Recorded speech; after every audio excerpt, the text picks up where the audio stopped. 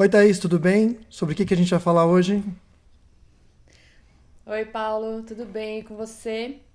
Bom, primeiramente eu quero dar as boas-vindas. Sejam muito bem-vindos e muito bem-vindas aqui às nossas conversas sobre mercado de artes. No vídeo de hoje teremos o título O Mercado de Arte e a Ilusão da Democracia do Conhecimento. Paulo, fala pra gente o que você vai falar hoje. Olha, esse é um dos assuntos que são cabeludos, porque eles falam de uma realidade que a gente imagina que seja e na realidade talvez ela não seja. Esse é um assunto que não vem de mim originalmente, ele vem de um texto acadêmico de uma professora chamada Kathleen Brown. Ela mora na Inglaterra e ela dá aula de arte, de história da arte e arte contemporânea numa faculdade chamada Loughborough University, que fica no norte de Londres. Basicamente, o que ela fala é o seguinte: ela fala que se proliferou ou se proliferaram o número de sites que dão informações sobre preços de obras de arte, valorização de obras, preços de leilão. E ela fala que, em função de tudo isso, existe uma aparente democratização das informações do sistema da arte. Mas é somente aparente. Por quê? Porque ela discute o fato de que essas informações elas são, de uma certa forma, tendenciosas. Porque elas partem de pessoas que têm interesses econômicos dentro do mercado de arte. Lembre que, basicamente, todas as nossas conversas elas discutem o mercado de arte e não o sistema da arte. O sistema da arte é muito mais amplo, enquanto o mercado de arte envolve dinheiro, envolve compra e venda de obras de arte.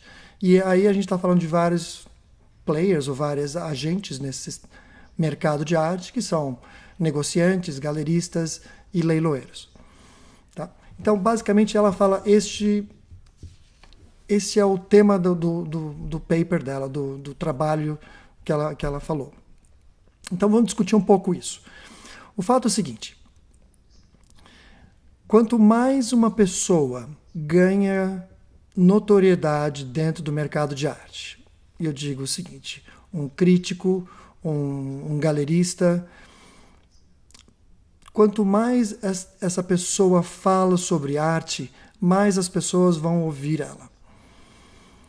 E como ela tem uma certa importância dentro do mercado de arte, o que ela fala muitas vezes se profetiza, se torna verdade. Essa é uma questão que tem a ver com as ciências humanas, e as ciências humanas não são fáceis, né? Porque a gente não tem uma comprovação científica de uma verdade. Então eu tenho um artista A, eu tenho um artista B. Se eu falo que um artista A tem um trabalho melhor, essa é a minha opinião pessoal. Agora, eu posso embasar a minha opinião pessoal em vários assuntos, em vários conhecimentos pré-estabelecidos. Então eu posso, por exemplo, pegar você, Thaís, e falar, bom, a Thaís, ela tem uma produção artística de um nível superior que pode ser comparada à da Frida Kahlo, por exemplo. E aí eu, comprador, que tenho uma certa dúvida sobre qual artista contemporâneo eu vou investir o meu dinheiro, e se eu ouço um crítico de arte, de notoriedade, ou uma pessoa de uma galeria de arte conhecida, e que faz uma comparação de uma artista de vanguarda, porém ela é comparada a uma artista estabelecida, então significa que eu tenho uma certa segurança em poder comprar uma obra da Thaís, ao contrário de um artista B.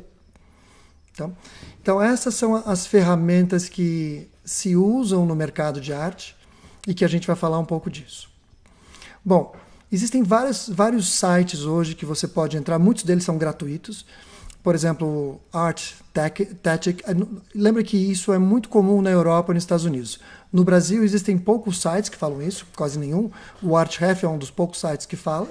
O Art Index, que a gente fala sempre, praticamente agora, porque ele está em fase de ser lançado, ele vai conseguir fazer uma análise mais de carreira e vai ter até um ranking de artistas em termos de importância no mercado brasileiro. Mas no Brasil a gente não tem isso com tanta força. Tem um site somente que faz o quê? O mapeamento de todos os leilões que aconteceram no Brasil. Bom, na Europa e nos Estados Unidos a gente tem o ArtPrice, o ArtTactic e uma série de outros sites que você entra e muitos deles, por exemplo, o ArtPrice, você paga e ele te dá uma lista do desenvolvimento de carreira das obras desse artista, como elas foram vendidas em leilão. E isso dá uma certa transparência aparente. E essa é o que a autora fala. A autora fala que aparentemente isso parece ser uma transparência. Mas quem é que está pondo esses dados dentro de uma planilha para que você possa comprar? É uma pessoa que está olhando onde essa pessoa expôs, e ela expôs em galerias que são importantes, onde ela vendeu, em galerias também, e onde ela foi vendida por exemplo, leilões de arte. Então, quem é que representa essas grandes galerias e esses leilões de arte? É um grupo pequeno. Então, é uma forma de autoprofecia. Significa o quê?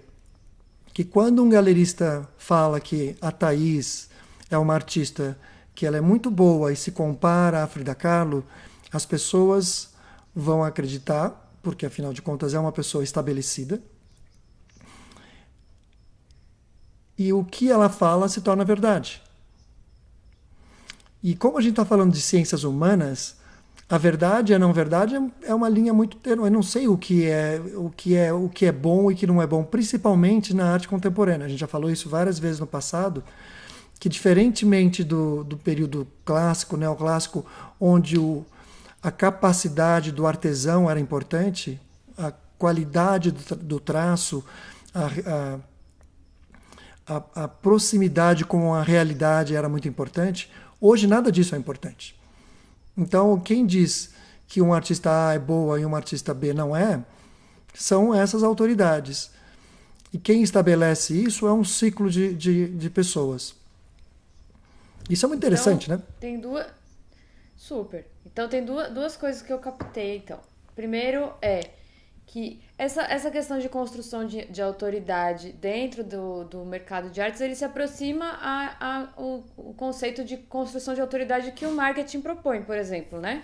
Uhum. Que é quando você, por exemplo, vai tentar construir uma base ou uma audiência de uma marca dentro das redes sociais, por exemplo, você se apropria daquele assunto que é pertinente ao teu produto, ao teu serviço, e aí você começa a se tornar uma referência dentro daquele tema. Então, dentro das artes também é mais ou menos isso, né? Então, quando uma pessoa de bastante conhecimento fala bem sobre artista A ou B, todos os outros elementos do mercado vão dar ouvido a essa pessoa, certo?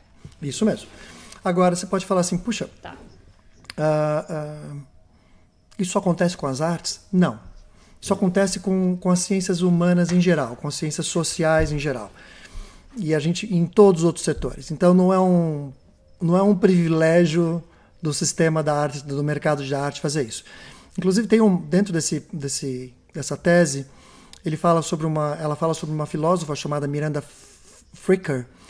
E a Miranda Fricker fala assim, isto é uma questão que se espalha por todas as ciências sociais. Tá? E então, opiniões de pessoas influentes são mais importantes de opiniões de pessoas menos influentes. Basicamente é isso. Então, ao longo do tempo, as pessoas que são consistentes dentro do mercado e do sistema da arte, elas ganham essa autoridade, e quando elas ganham essa autoridade, elas ganham mais ouvidos. Mais pessoas ouvem o que elas têm a dizer. Então, pronto. Então, um pequeno grupo de pessoas dentro desse sistema da arte, mas dentro do sistema da arte, mas dentro do mercado da arte, tem esse poder. E um fato interessante é que nos Estados Unidos, entre 2007 e 2020, os artistas que conseguiram expor dentro das grandes instituições de arte pertenciam a somente 5 galerias. Então, para você ver como isso... De 2007 a 2020? artistas que expuseram nas grandes instituições pertenciam a 5 grandes galerias. Então é uma coisa bem assim, pouquíssimas pessoas controlam esse sistema da informação.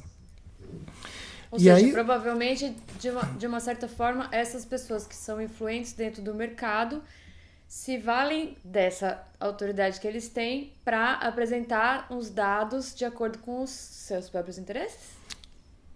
Sim. Talvez?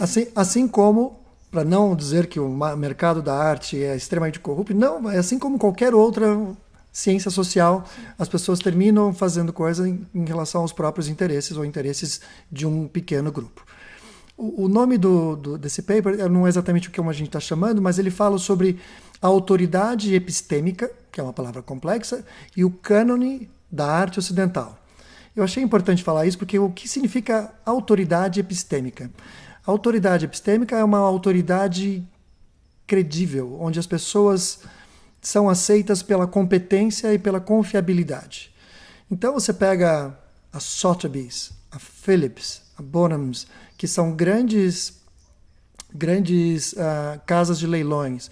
Você pega galerias como a Gagosian, a White Cube. O que eles falam termina sendo quase que lei. Então, eles terminam sendo muito importantes no mercado da arte. E aí eles falam sobre o cânone da arte ocidental. O que é cânone? Essa é uma palavra que eu tive que buscar também. O cânone vem da palavra grega chamada canon. Canon é uma unidade, é como se fosse uma régua de medida. Então, o cânone da arte ocidental é o quê?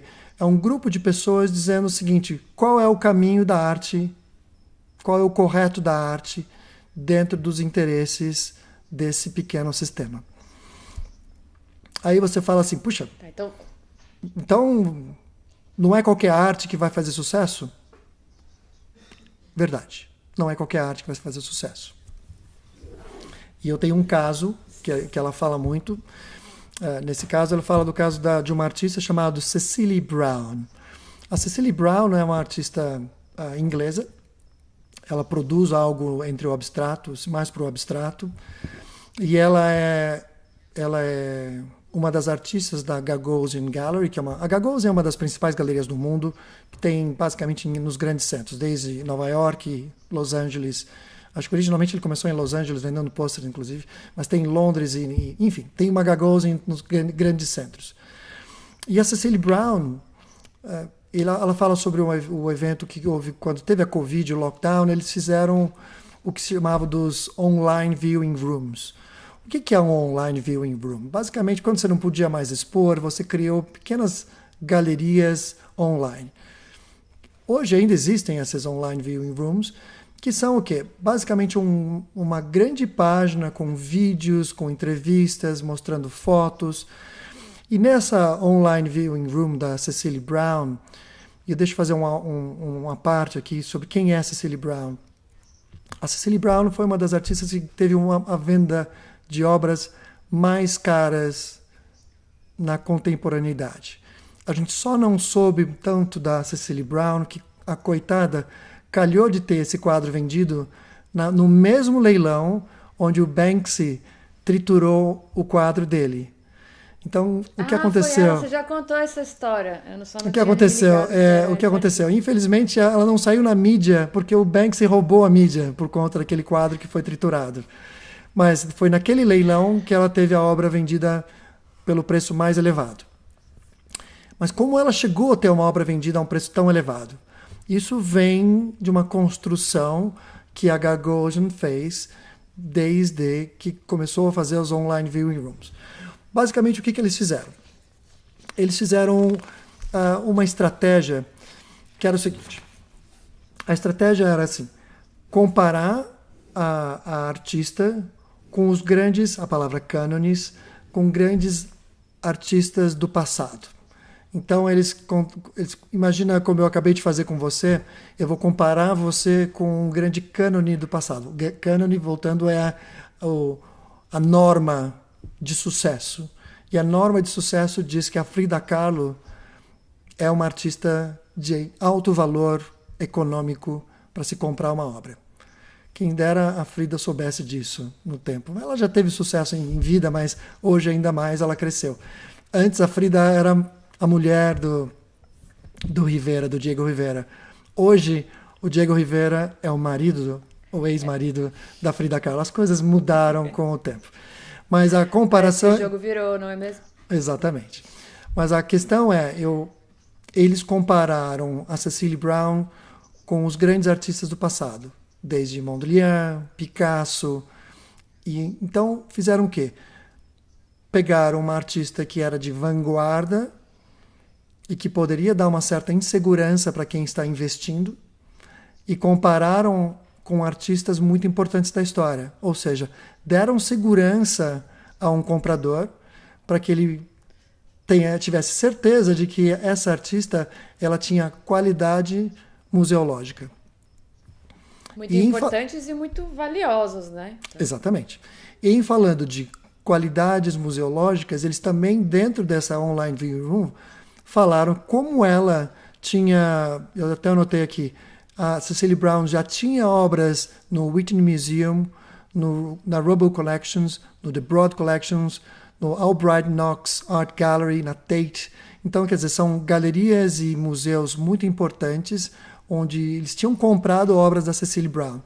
Se todos esses museus e galerias já compraram, eu, como colecionador, vou comprar porque eu sei que é seguro. E uma outra questão é a comparação de preços. Eles falam assim, a Cecily Brown, os preços dela são comparáveis ao da Frida Kahlo, por exemplo. Por quê? Porque ela tem a qualidade estética e ela tem o reconhecimento de museus e, por isso, o preço é importante que esteja alto, porque vale a pena. Então, o que se torna? A gente está falando de uma vanguarda, porque o que ela está produzindo é novo, mas é uma vanguarda livre de riscos. E o que um comprador não quer é arriscar.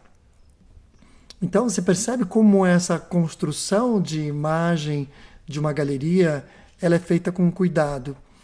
E uma outra coisa interessante é que o Gagosian ele é muito amigo do cara chamado John Elderfield. O John Elderfield era o curador-chefe emérito do MoMA, do Museum of Modern Art. Então, ele pegou esse John Elderfield para escrever sobre a Cecily Brown dentro desse online viewing room. Então, se o curador-chefe do MoMA está escrevendo sobre a Cecily Brown, ela não é pouca coisa. Então, para você ver como o que está acontecendo, a iniciativa privada está indo no público, nos órgãos públicos para pegar pessoas que aparentemente estão trabalhando por museus do Estado para escreverem sobre artistas que são representados por uma galeria. E isso é uma coisa muito legal, muito bem feita, né? Então, o que ele pega... Vamos recapitular. Claro, eu estou falando muita coisa, então, a gente fazer uma desaceleração. Calma. Então, a gente pegou aqui o caso da Cecily Brown. Então, a estratégia que eles usaram foram, primeiro, mostrar que ela já tinha exposto em várias instituições públicas relevantes, certo? Uhum.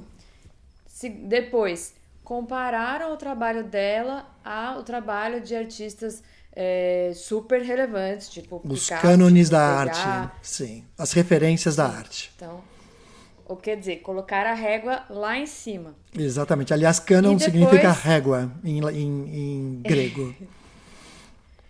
E depois compararam o valor o valor do trabalho dela com o valor de outros artistas também. Desses artistas com que a são régua lá em importantes. cima. Lá em cima. Isso. E para não deixar aí, por menos, chamaram o curador-chefe do MoMA para ratificar tudo isso. Para empacotar o negócio todo, ainda chamaram um cara de extrema autoridade dentro do tema para falar bem, rasgar seda sobre ela lá na galeria, no online viewing room. É isso? Exatamente, é isso mesmo. Inclusive, hoje o John Elderfield ele faz parte do grupo de funcionários da Gagosian, onde ele escreve críticas de arte dentro da revista da Gagosian. Então, ele saiu da iniciativa pública para privada. Então, o que a gente está... Um bom emprego ainda. Certo, é isso mesmo. Por quê? Porque é um bom negócio para todos. Eu tenho uma autoridade que eu estou trazendo para a minha galeria para ratificar que os meus artistas são competentes e são muito bons e são um excelente investimento. Então, o que a gente teve aqui foi uma inversão de valores. Por que uma inversão de valores? Porque antigamente as pessoas compravam uma arte na crença de que essa arte ela fosse ter um significado histórico importante. E nessa crença de que ela fosse ter um significado histórico importante, o preço subiria. Nem sempre as pessoas acertavam. Então, hoje o que se faz? Hoje as pessoas aumentam os preços e ela ganha uma importância histórica porque elas têm um preço alto. Então, ao contrário, antes elas compravam uma obra imaginando que o preço ia subir, hoje elas pagam um preço alto, sabendo que esse preço alto vai indicar uma função histórica. Se isso se mantém... Você escreve a história antes da história acontecer. Você inverte as coisas. Você inverte as coisas. O que é surreal. Então, o que acontece? Realmente. Falando de tudo isso, existem também sites que dão índices de performatividade. Performatividade. São sites que dão índices de performatividade. Ou seja, vamos falar da minha artista favorita, a Thaís, que está no mercado de arte e ela tem uma performance de venda de obras de arte em leilão. Entenda que eu não tenho acesso à venda das obras de arte direto para clientes. Galeria, eu não sei quanto um galerista vendeu. Isso é mantido em segredo por todas as galerias. Ninguém fala, se fala que vendeu por mais. Então não são dados confiáveis. Os únicos dados confiáveis que eu tenho de mercado são dados de leilão. De leilão.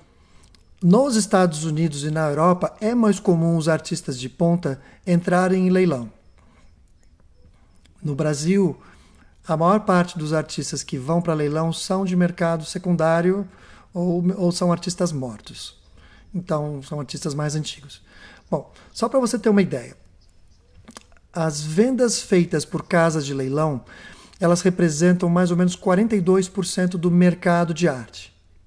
60% a gente não sabe. Então, essas informações, elas dão uma pequena... Já é fragmentado. Elas dão uma pequena fatia do que realmente o mercado é. E outra coisa, elas dão informação de obras que tiveram sucesso em leilão. Porque muitas obras que vão a leilão, elas não são vendidas, elas não são... que o termo de leilão chama buy-in. Buy-in é quando você não consegue vender, então ela volta pro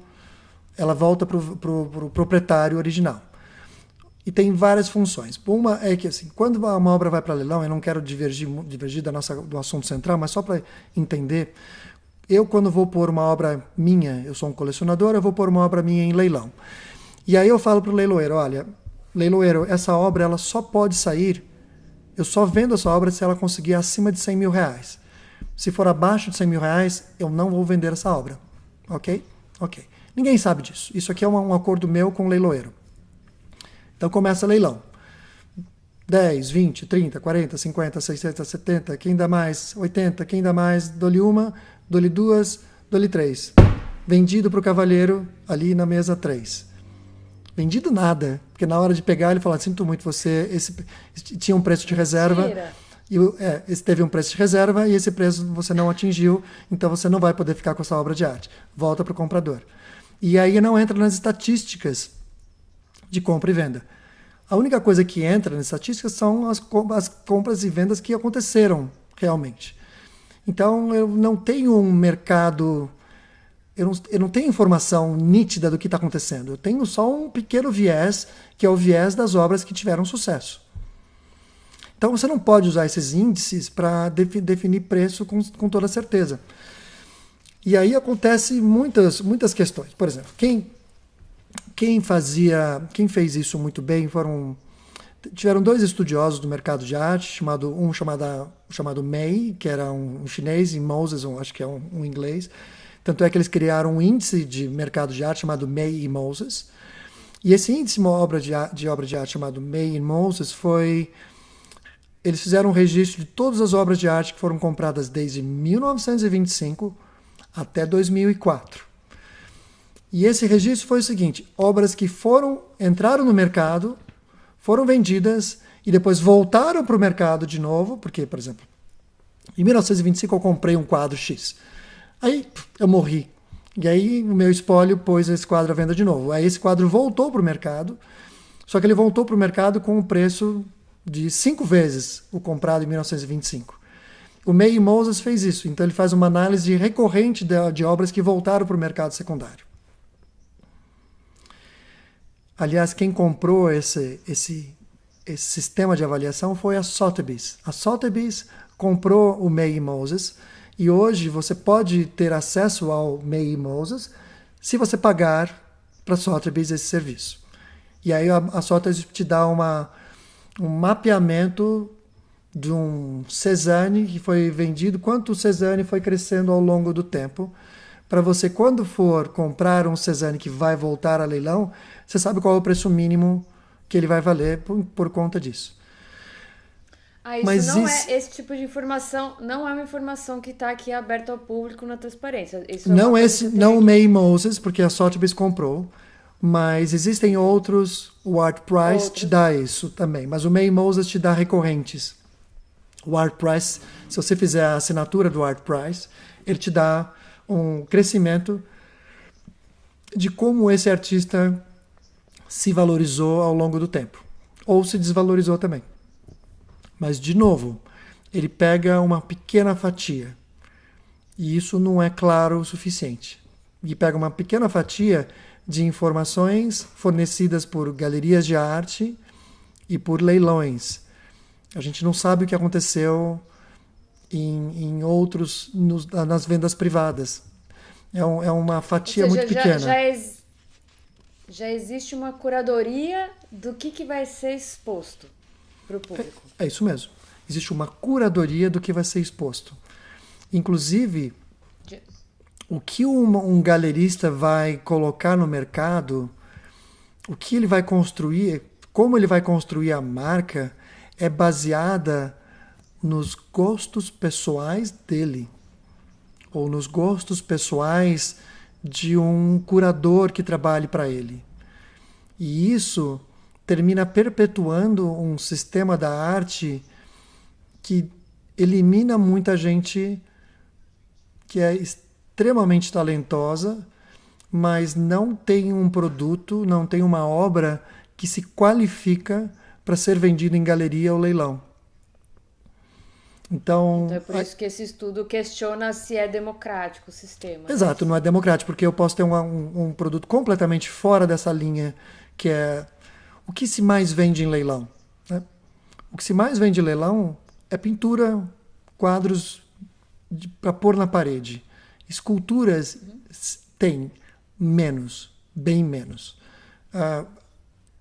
Obras que são performáticas não acontecem. Videoarte não acontece. Aonde isso se propaga? As bienais. As bienais, sim. Aliás, a coisa mais comum na Bienal é você ter tudo isso menos pintura. Você tem pinturas, mas o que menos tem em Bienal é pintura. O que mais você tem é performance, videoarte, instalações, exatamente. Enquanto isso não concorre para ser vendido por uma galeria de arte. Se existe, mas numa quantidade muito menor. Sempre existe. Sabe? Sempre é possível você comprar um certificado de uma instalação que aconteceu ou de uma obra de arte efêmera, então você compra simplesmente um certificado. Mas isso não é a regra dos leilões e das galerias de arte. Tá? Então, esses modelos econômicos, eles influenciam o mercado.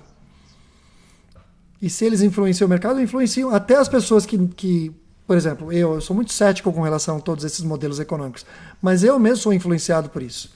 Por quê? Porque todo mundo segue. Então, quem sou eu levantar a minha bandeirinha e falar assim, tudo isso está errado, a gente deve dar mais presença para as artes performáticas, para as instalações, para as artes...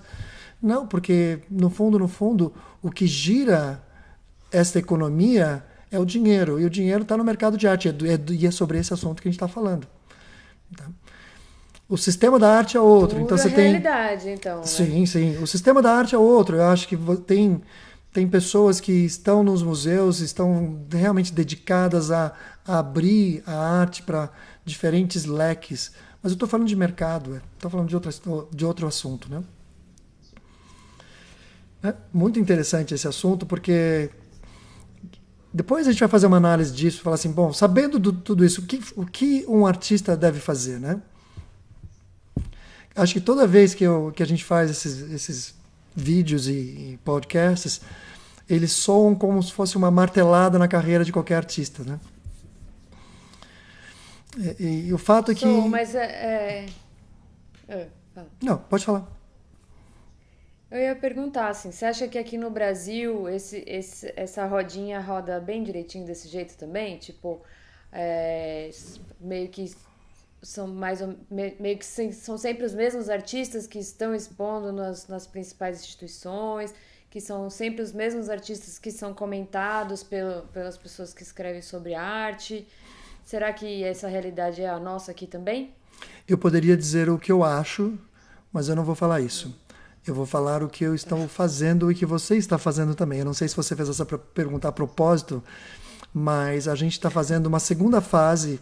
A primeira fase do nosso trabalho, que foi de mapeamento do mercado de arte, mapeamento dos artistas, de galerias, a primeira fase está feita. Logo, logo isso vai ser publicado, todo mundo vai ter acesso. Então a gente fez o quê? Um mapeamento de todos os artistas das 100 galerias mais importantes do Brasil. 100 galerias mais importantes. A gente analisou 2.000 artistas. O segundo passo é a gente estar o quê? Pegando os artistas que tiveram melhor performance em leilão, melhor performance em venda, e está analisando onde essas pessoas expuseram. Só que a gente está fazendo só dos 100 primeiros. Porque se a gente fosse fazer dos 200, dos 2.000, a gente não teria essa vida para trabalhar. A gente tem que fazer pelo menos um recorte para poder analisar. Então, essa resposta eu vou te dar logo, para dizer, ok, somente os artistas mais importantes expuseram nas instituições mais importantes. Isso vale no Brasil? Essa é a resposta que a gente vai ter logo. E eu acho que logo mesmo, em menos de um mês, a gente vai conseguir ter essa resposta.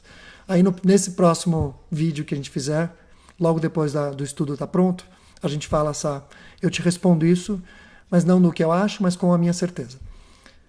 Mas eu acho que sim. Eu acho que se repete. Isso é só o achismo. E a gente está indo atrás sem nenhuma vontade de distorcer a verdade. A gente está indo para procurar a verdade. De forma neutra, né? De forma neutra. Com base em números. A gente realmente, e eu prezo muito pelo método científico, que é o quê? É fazer a pesquisa sem sair concluindo coisas rápidas. E em função dos dados dessa pesquisa, a gente vai fazer as conclusões, sem cometer nenhum tipo de erro. O fato é o seguinte, que esses dados sofisticados do mercado de arte, eles têm essa aparência de dados sofisticados, eles foram feitos aparentemente para beneficiar os colecionadores. Então eu, como colecionador, entro no ArtPrice, entro no ArtNet e pego todos esses dados e falo assim, esses dados são claros e eu vou comprar este artista porque esses dados estão claros, porque a compra desse artista é o melhor investimento. O fato é que a verdade é que esses artistas fazem parte de um pequeno nicho de galerias de arte. Interessados em mostrar esses dados para você. Sim.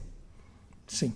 E isso me lembra um pouco a Bolsa de Valor. Eu gosto muito de um livro do Daniel Kahneman que fala Pensando Rápido e Pensando Devagar, que tem muito a ver com psicologia comportamental. E ele fez uma análise dos brokers, até me fugiu o nome em português, mas das pessoas que negociam compra e venda de ações para você. Então eu vou... Nossa, esqueci o nome. Mas enfim. E ele fala o seguinte, eles ficam gerando...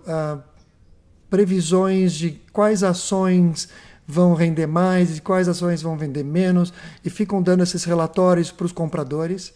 Bom, enfim, o Daniel Kahneman fez um estudo dos principais brokers em Nova York e ele concluiu ao longo desse número de anos que ele fez essa pesquisa, leiam esse livro, que é muito importante, que esses economistas que estavam prevendo quais ações subiam e desciam, tinham 50% de chance de acertar. 50% de chance de acertar é basicamente o que um macaco faria na frente de 2 botões. Quer dizer, ou um ou outro, quer dizer, então, mas o que é tão importante? Por que esses relatórios, e isso é a pegada, por que esses relatórios estimulam a pessoa, o comprador de ações, a trocar de uma ação X para uma ação Y em função de ler um relatório desse? Porque toda vez que ele vende uma ação X para comprar uma ação Y, o broker ganha comissão. Claro. Então, toda vez que uma ação... Você também está trabalhando pelo interesse, ele também está divulgando dados de acordo com os seus próprios interesses. Sim. Então, se o comprador de ações perde ou ganha, o broker ganha sempre. Se o mercado está em crise, o broker ganha. Então eu digo assim, e eu falo que mercado financeiro é jardim da infância perto do mercado de arte, é que também esses dados sofisticados do sistema da arte podem ser tendenciosos para que alguns artistas que são representados por grandes galerias sejam privilegiados. Olha, eu sei que eu vou entrar em grandes problemas com muitas pessoas sobre esses dados, mas eu só estou dizendo o seguinte: leia o paper dessa pessoa, dessa historiadora, que é em base no texto dela que a gente está fazendo essa discussão, tá bom? E é fundamental, né? Você ter uma pessoa que levanta a mão e fala: peraí, gente, calma, será... Questionar, né? Esse tipo da confiabilidade, assim, das informações, ainda mais nessa era de internet, desse mercado globalizado e tudo mais. Eu acho que é importante a gente também trazer o estudo de uma pessoa que levantou a mão e falou: pera, vamos ver se é isso mesmo, vamos conversar aqui, vamos debater. Esse paper é bem interessante, é lógico que a gente vai deixar o link aqui embaixo, é uma leitura longa, mas é uma leitura bem legal. A gente está fazendo bem um resumão desse paper. Uma coisa que é interessante no paper, ela fala sobre um professor, ele é um professor de História da Arte em Harvard, que chama David Joselet. E ele fala o que um artista de nível internacional, porque se fala muito dessa internacionalização da arte, né? E ele fala o que um artista de nível internacional precisa ter. Que ele fala que que uma obra de arte, para ser global e de sucesso, ela precisa ser deixa eu melhorar a frase, assim. Que um artista global, ele precisa ser um emissário que traduza a cultura do mundo. Ele não está preocupado em ser inovador ou ser de vanguarda, mas ele está preocupado em retratar a cultura do mundo. E hoje à tarde a gente falou um pouco sobre isso em outras leituras, que eu falei assim, quando a gente faz uma arte muito localizada, seja uma arte falando sobre os indígenas, sobre um pequeno grupo social, a gente não torna muito essa arte uma arte global, porque os assuntos locais no Brasil, eles não perpetuam, eles não propagam para o mundo todo. Então você pega os grandes artistas que são considerados artistas globais, que eu já cansei de falar o nome deles, né? Mas Jeff Koons, Damien Hirst, Anish Kapoor. O Anish Kapoor, ele é de origem indiana, mas mora na Inglaterra. O Damien Hirst é da Inglaterra, o Jeff Koons, ele é americano. Mas eles falam de uma cultura mais globalizada. O Jeff Koons na cultura kitsch camp dele, o Anish Kapoor nas grandes estruturas metalizadas e formas geométricas, e o Jeff Koons com a arte mais sarcástica dele, mas eles têm uma arte mais globalizada. Então o artista ele precisa, para se tornar globalizado, ter um nível, segundo o David Joselet, precisa ter um nível de arte que fala de uma cultura global e não uma cultura setorizada, para não ser taxado como um artista latino-americano. Ah, esse é um artista latino-americano. E eu te dou um exemplo de um artista latino-americano que transcendeu isso. O Vic Muniz. O Vic Muniz hoje... Já falamos do amigo Vic Muniz por aqui também. O Vic Muniz, ele é um artista brasileiro, ele tem formação em fotografia, mas onde ele mora hoje? Hoje o Vic Muniz, acho que ele mora no Brooklyn, em Nova York, e o que ele produz é uma arte global, ele vai além do que se fala do Brasil. Ele fez alguma coisa ligada ao Brasil, principalmente na questão do lixo, mas fora isso ele produz coisas que são absolutamente globalizadas, que podem ser compradas na China, em qualquer lugar no mundo. Tá bom? Isso é uma coisa interessante disso, né? O fato é que a gente fica perpetuando, a gente não, mas assim, esse pequeno ciclo de pessoas fica perpetuando um sistema ou uma estética de arte muito comum que seja fácil de vender dentro de um circuito econômico. Bastante coisa, né? Bastante coisa. Bastante coisa e bem provocativo, né? Essas reflexões todas e realmente da gente colocar em xeque, às vezes, certas informações que chegam até nós. Então, e eu acho que é para isso que a gente está aqui, né, Paulo? Sim. A gente aprende horrores questionar. também lendo. A gente aprende horrores lendo esses papers e eu sempre fico atrás desses estudos de pessoas para ver visão de outras pessoas e ver como eles veem o mercado, e eu percebo que, nossa, a gente tem muito ainda a fazer para tornar o nosso mercado brasileiro cada vez mais profissionalizado. Tem muitos profissionais. Trabalhando tem muito muitos profissionais. Para compreender a dinâmica. Tem muitos profissionais de nível global que são reconhecidos no exterior como sendo de excelência, mas a gente tem que aumentar esse número de profissionais e principalmente artistas para entender o funcionamento desse mercado mundial. O fato é que esse é um mito que o mercado de arte é globalizado. Ele não é, ele é muito setorizado. A gente no Brasil, a gente representa uma pequena quantidade em termos de transações, a gente já falou isso. Hoje está em menos de 1% do que se fatura em arte no mercado mundial. E a gente pode ampliar muito mais disso. Mas entenda-se de que tudo que a gente tem de estatística é estatística de um nicho pequeno do mercado mundial. Este é o paper. E agora a gente pode tricotar um pouquinho sobre como a gente pode ajudar as pessoas depois de falar para elas tomarem um antidepressivo depois desse texto, né? Tomar uma aguinha com açúcar.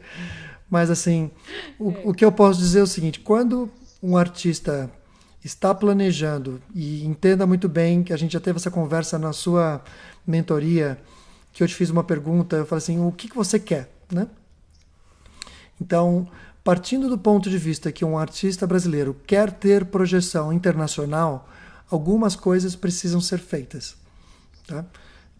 Obviamente eu falaria, mude para Nova York, a primeira, assim, que é onde, ou mude para Londres, vá para um mercado, vá entender o que está sendo feito lá. Uma filha de uma amiga minha, a Rosana, a filha hoje é uma artista importante, que estava aqui numa galeria muito importante. Hoje ela está fazendo residência em Londres. Ela foi para Londres, ela pôde fazer, ela teve o dinheiro para isso, ela teve e foi para Londres. Por quê? Porque lá ela vai olhar o mundo com outros olhos e não simplesmente olhar o mundo num olhar, sem querer ser pejorativo, míope. A gente tem que não olhar muito para cá e dizendo assim, isso aqui é o que me representa. Nós somos parte de um sistema muito maior que a gente. Muito maior mesmo. Então a gente tem que sair um pouco para entender. E se eu tivesse em começo de carreira como artista, eu daria um jeito de ir para fora para lavar prato, para que eu pudesse estar dentro e entender um pouco isso. Mesmo que por um período de tempo menor. Porque quando você sai, você volta com outros olhos, você vê tudo diferente. Você já sabe que eu passei 10 anos na Inglaterra, e enfim, fui estudar cinema lá, e quando eu voltei para o Brasil, bom, eu voltei várias vezes, mas assim, quando eu voltei definitivamente para o Brasil, eu percebia coisas que eu não percebia quando eu morava aqui somente. Desde por que aqui é tão desse jeito? Você começa a reparar até nos postes, nos fios aéreos, que não existe em países da Europa, por motivos, enfim, vários, mas esses pequenos detalhes começam a fazer mudanças na sua forma de ver o mundo.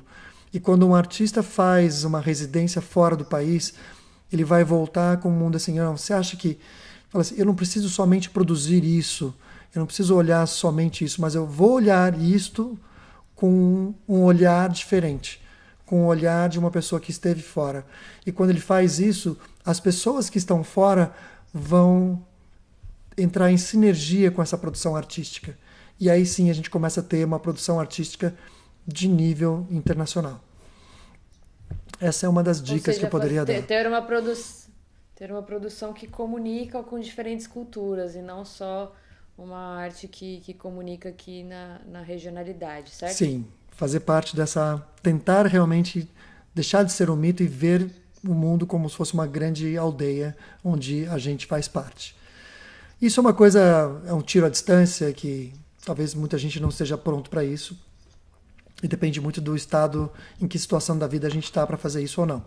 Quando a gente é muito novo, a gente pode falar, ok, não tenho filho, vou pegar minha mala e vou embora e vou passar 2 anos fora. E isso é super possível. Agora, o que se pode ser feito é fazer o que uma galeria como a Gagosian fez. Né? É montar a estrutura de contação dessa narrativa de uma forma bem elaborada. Se tornar amigo. Sim. Depois que eu li esse paper, a primeira coisa que eu fiz foi saber quem são os curadores dos grandes museus, para entender o que eles estão pensando. Então, eu como artista, eu me aproximaria desses grandes curadores, para me aproximar, para entender o que eles pensam, para também...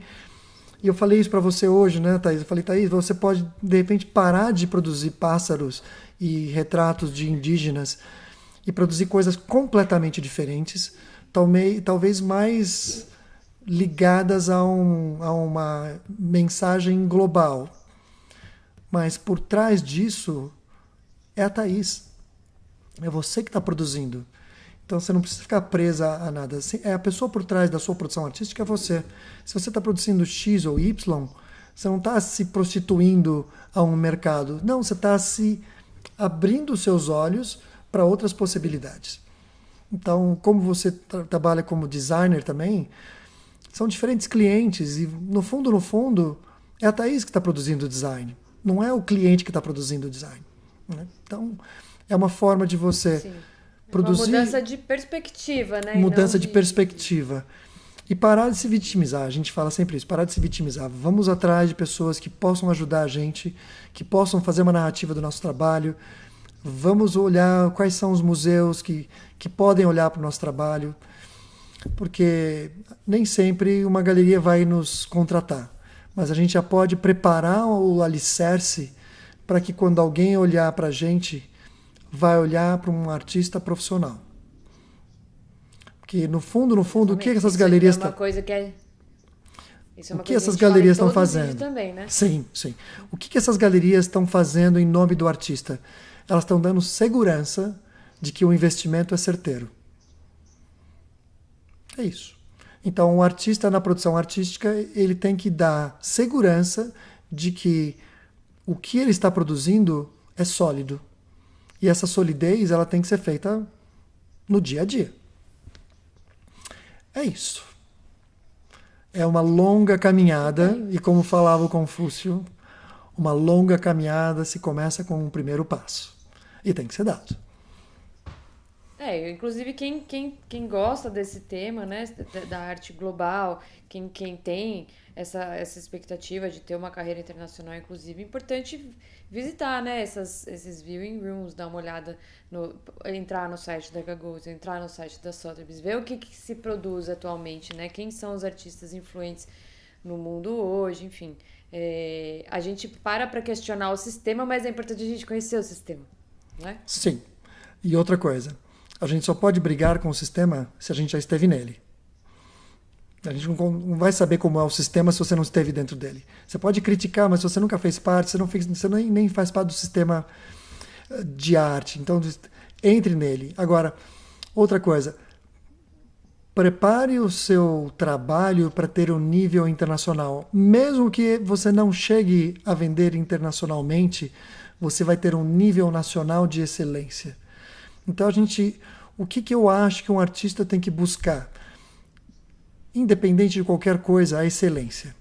E há uma palavra excelência que vem dos estoicos, que eu sou sempre um fã de carteirinha. A excelência está em tudo. Está na leitura, na produção, está no entendimento de todos os setores envolvidos no sistema da arte e junto o mercado da arte. A gente precisa pagar as contas.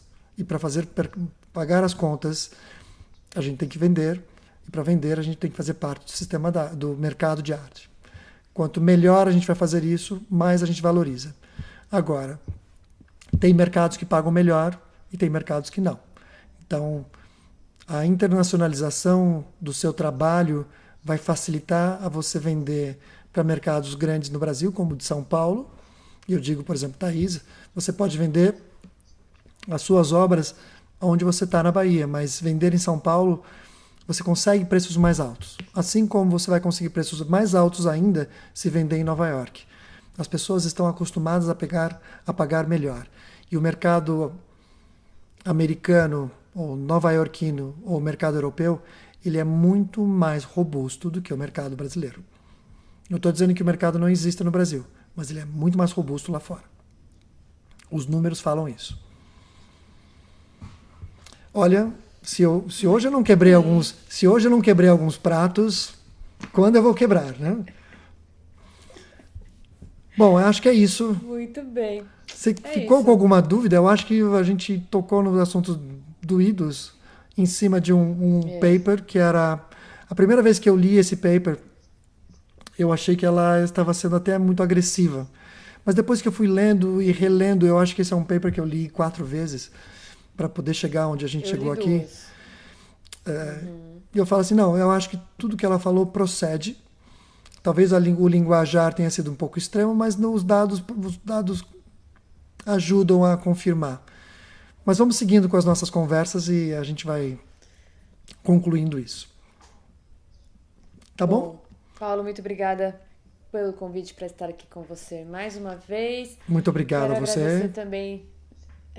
Quero agradecer todo mundo que chegou aqui até o final conosco e agradecer todo mundo que compartilha os vídeos, a galera que sempre está comentando aqui nos vídeos, o pessoal que compartilha também o podcast, a galera que interage com a gente ali pelo Instagram, muito obrigada, continue interagindo com a gente. Se tiver dúvidas, comentários, reflexões sobre tudo isso, toda essa questão que a gente colocou nesse vídeo hoje, que a gente sabe que é complexo, que às vezes pode ser desmotivador ou motivador, depende da perspectiva, comenta aqui, manda mensagem pra gente que a gente vai adorar responder vocês.